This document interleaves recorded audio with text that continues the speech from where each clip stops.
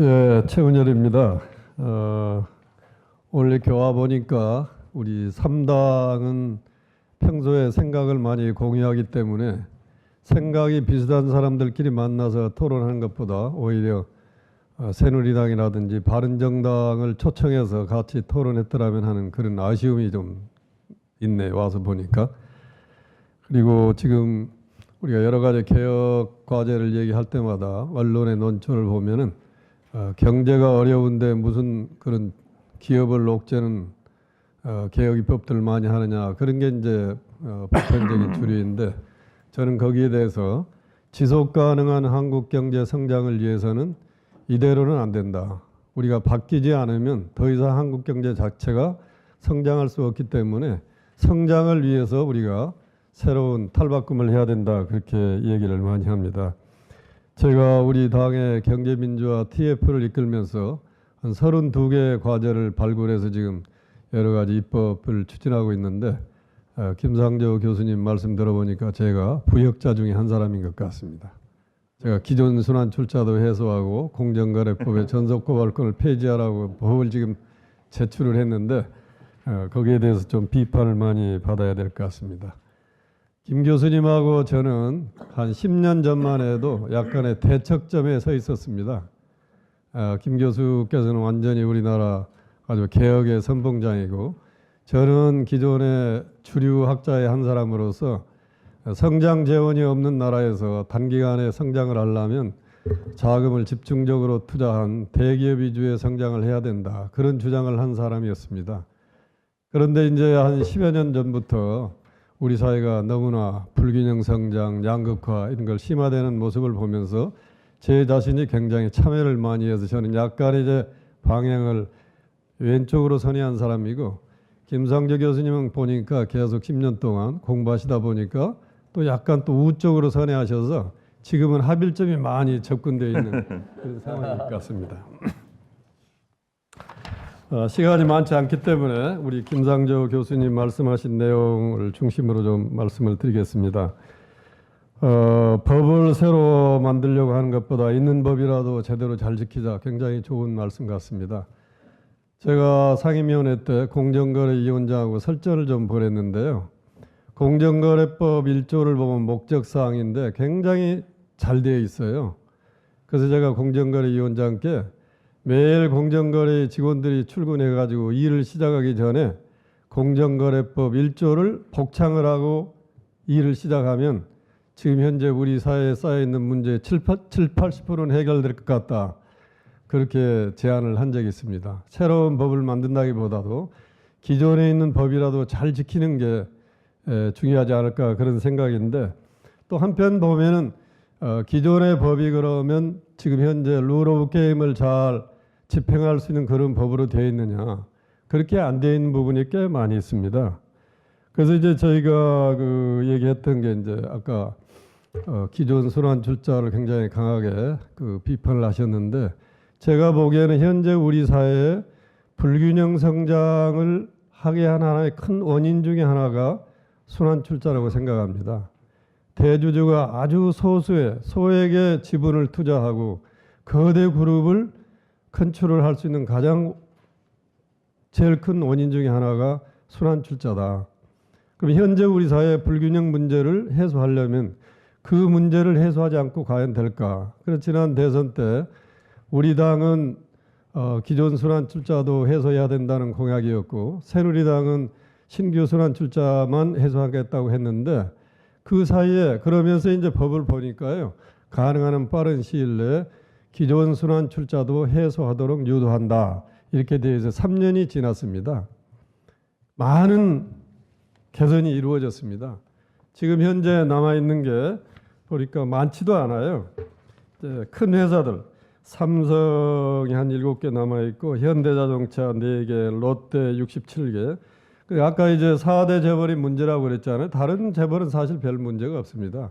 그런 4대 재벌 중에 이런 기업들이 아직도 근본적인 문제가 해결이 안 돼 있기 때문에, 그래서 지금은 대주주가 가지고 있는 지분 한 3% 가지고 몇백조 자산을 지금 컨트롤하고 있잖아요. 그것이 불평등하고 잘못된 거 아니겠습니까?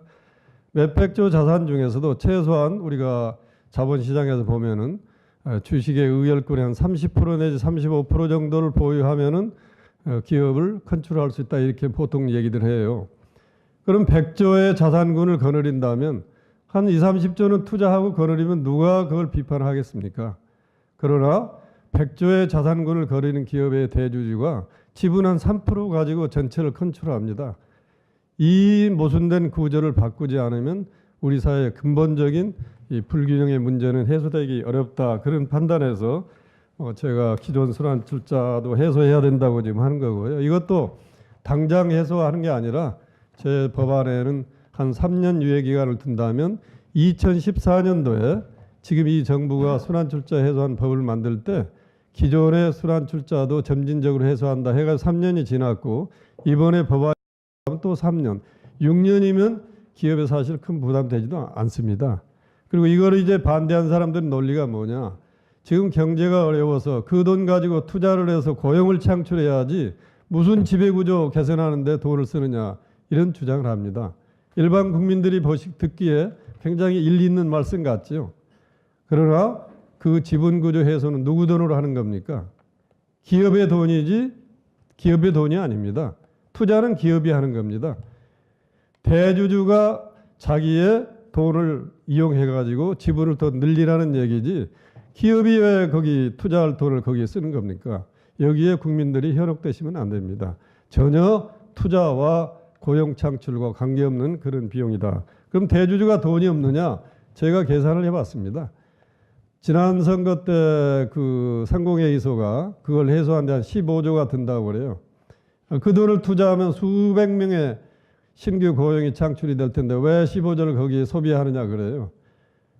그래서 아까 말씀드린 대로 이거는 기업의 돈이 아니고 오히려 기업은 한 고리를 끊으면 그 기업은 그 지분을 팔아서 돈이 더 많이 생겨서 투자 재원이 더 늘어납니다. 그럼 대주주가 돈이 없느냐?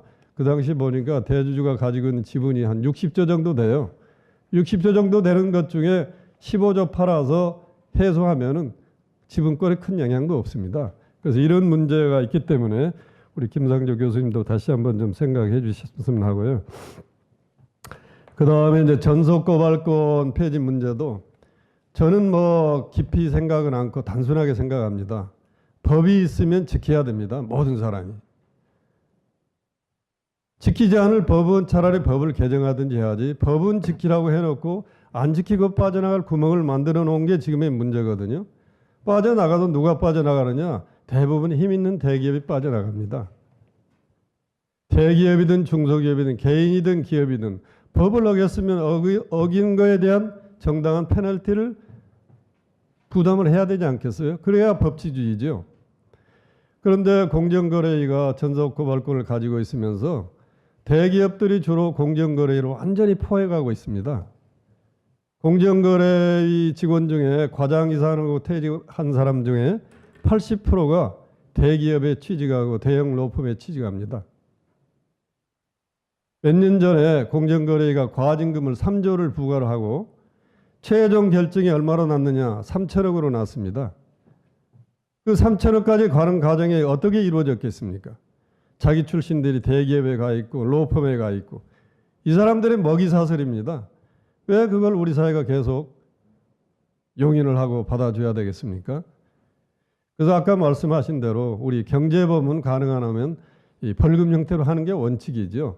그래서 이걸 구분해서라도 엄격하게 이번 기회에 법이 준수돼야 된다는 그러한 정신을 심어주는 게 필요하다 이런 생각이어서 저도 이번에 이제 제가 그 전속고발권도 가능한 폐지하면 좋겠다 그런 법안을 제출했고요. 그 다음에 나머지 부분은 뭐 거의 제가 100% 우리 김상조 교수님 의견에 동조합니다. 그 기관 투자자 주주권 행사도 굉장히 중요한데 저는 그러기 전에 먼저 해야 될 일이 있다 생각합니다. 국민연금 이번에 여러 문제 많이 보셨죠. 지금 현재 국민연금이 보건복지부 산하에 있고 그러한 거버넌스를 가지고는 여기다 의결권 행사를 맡겨놓으면 더 큰 부작용이 날 수가 있습니다. 그래서 국민연금 자체 지배구조를 바꾸는 것이 선행돼야 된다.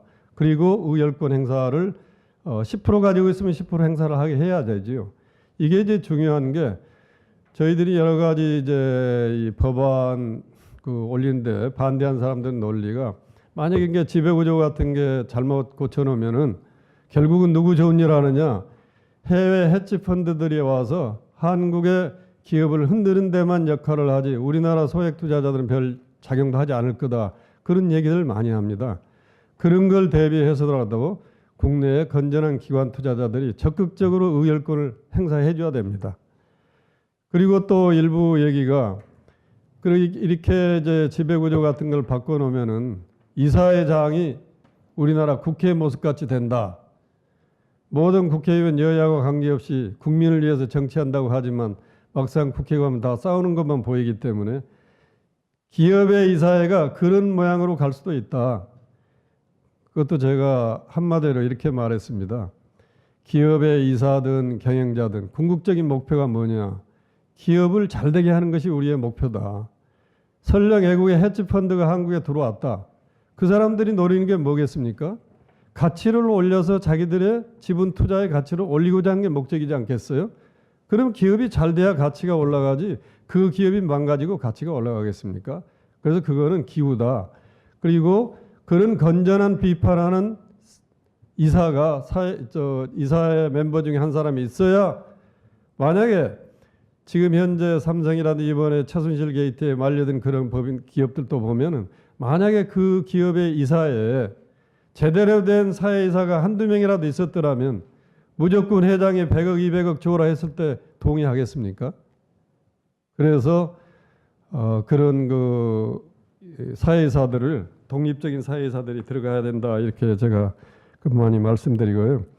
금산분리 문제 이거는 특히 이제 우리 당이 우리 원장님 계시니까요.